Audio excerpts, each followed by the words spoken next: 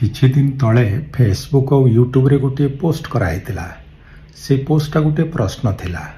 प्रश्नटा कौन थिला? प्रश्नटा ये थिला जे ईश्वरंकर एड्रेस कौन, ईश्वरंकर ठिकाना कौन, से कोठी अवस्थान करंती। ए प्रकार प्रश्नर उत्तर अनेक बंधु रखिथिले कमेंट बॉक्स रे।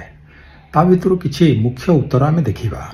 जणे बंधु लिखिथिले जे ईश्वरंकर ठिकाना सर्वत्र, से सर्वविद्यमान, तेणु सबु जगह ही तांका ठिकाना।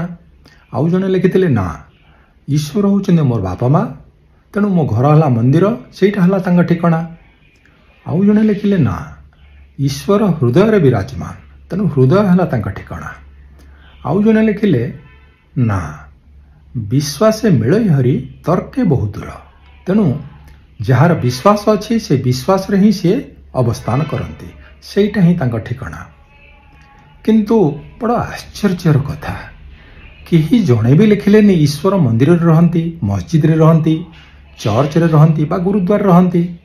ताहले ये सब धर्मस्थली गुड़िक कहार? ईश्वरंकर ना ईश्वरंक नाँ रे बेपार करुथुबा, धर्म धंदा करुथुबा पूजारी, पंडा, पढ़ियारी, पाद्री, मुल्ला मानकर? तर्कर विषय। चिंता करंतु, उत्तर दियंतु।